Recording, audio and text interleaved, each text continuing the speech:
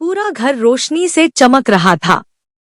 दीवारों पर सजे फूल, आंगन में बैठे मेहमान, हंसी, बातें, शोर, सब कुछ वैसा ही था जैसा एक शादी में होना चाहिए।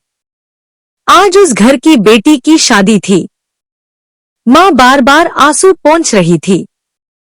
रिश्तेदार समझा रहे थे, अरे रो क्यों रही हो, खुशी का मौका है। लेकिन मां जानती थी, ये खुशी जितनी बड़ी है उतना ही बड़ा खालीपन भी साथ लाएगी। रीमा दुल्हन बनी बैठी थी, लाल जोड़े में, माथे पर सिंदूर, आंखों में काजल। लेकिन उसकी आंखें बार बार भीड़ में किसी को ढूंढ रही थी। उसके पापा, वो हर जगह थे। कभी मेहमानों को संभालते, कभी स्टाफ से बात करते, कभी किसी की मदद करते। लेकिन एक बात अजीब थी, वो मुस्कुरा नहीं रहे थे।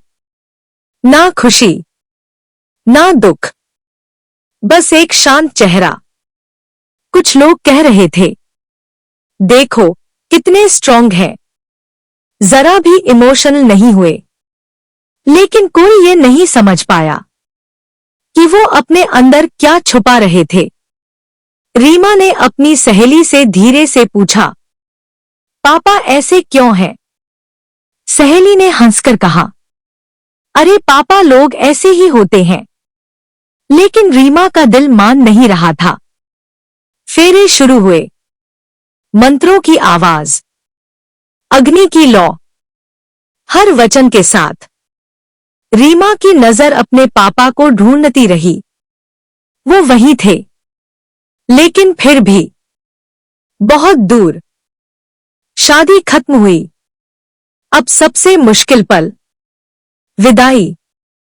मां टूटकर रो रही थी। रीमा खुद को संभाल नहीं पा रही थी। पूरा माहौल भारी था। लेकिन पापा, वो थोड़ा दूर खड़े थे, सीधे, शांत।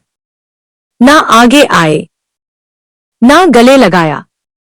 रीमा ने एक पल के लिए उन्हें देखा, जैसे वो इंतजार कर रही हो कि वो आएंगे, उसे पकड़ लेंगे, कहेंगे मत जा। लेकिन वो नहीं आए।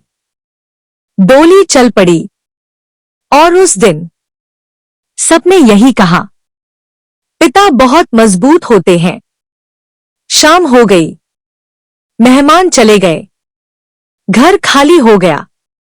वही घर जो सुबह तक जिंदा था, अब सन्नाटे में डूबा हुआ था। पापा धीरे धीरे अंदर आए, हर चीज को देखते हुए, जैसे हर कोना कुछ कह रहा हो। वो रीमा के कमरे के सामने रुके। दरवाजा आधा खुला था। उन्होंने धीरे से उसे खोला। कमरा वैसा ही था, लेकिन अब उसमें आवाज नहीं थी। बिस्तर सजा हुआ, दीवारों पर तस्वीरें, टेबल पर किताबें, सब कुछ था, बस वो नहीं थी। पापा धीरे से अंदर गए और कुर्सी पर बैठ गए। कुछ पल बस देखते रहे, फिर उठे और अलमारी खोली। अंदर एक छोटा सा बॉक्स रखा था। उन्होंने उसे हाथ में लिया, जैसे किसी खजाने को छू रहे हों। बॉक्स खोला, उसमें छोटी छोटी चीजें थी। पुरानी फ्रॉक, टूटा हुआ खिलौना, स्कूल की कॉपी, हर चीज एक याद थी। उनकी उंगलियां कांपने लगी।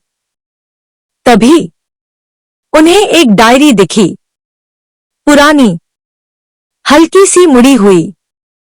उन्होंने उसे धीरे से उठाया, जैसे वो जानते हों, इसमें कुछ खास है। पापा ने डायरी खोली। पहले पन्ने पर छोटे छोटे अक्षरों में लिखा था, मेरी प्यारी डायरी। उनके होंठ हल्के से कांपे, जैसे वो अचानक सालों पीछे लौट गए हों।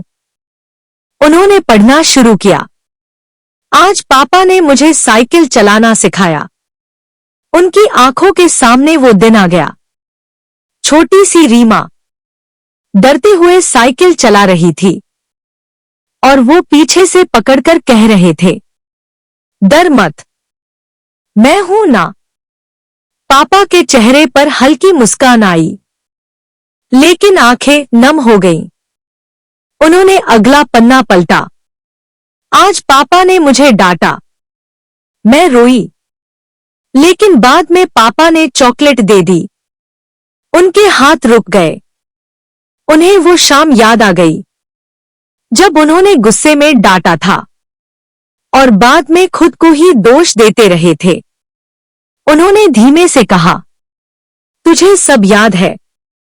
अगला पन्ना।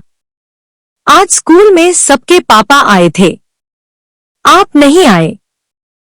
थोड़ा बुरा लगा, लेकिन मुझे पता है आप काम में बिजी थे। पापा की सांस भारी हो गई। उन्हें पहली बार महसूस हुआ, रीमा ने सिर्फ उनकी खुशियां नहीं, उनकी कमी भी चुपचाप सह ली थी। उन्होंने धीरे धीरे आखिरी पन्ना खोला। कागज थोड़ा सा मुड़ा हुआ था, जैसे लिखते वक्त हाथ कांप रहे हों। उन्होंने पढ़ा, पापा। बस एक शब्द, लेकिन उसमें पूरी दुनिया थी। आप हमेशा कहते हो, मजबूत बनो, इसलिए मैं आपकी तरह रोती नहीं। अब पापा की आंखों से आंसू गिरने लगे। लेकिन पापा, आज मेरी शादी है और मुझे बहुत डर लग रहा है। सब कह रहे हैं लड़की को जाना ही पड़ता है, लेकिन मुझे समझ नहीं आ रहा मैं कैसे जाऊं। काश आप आज मुझे एक बार गले लगा लेते, बस एक बार कह देते, डर मत, मैं हूं ना।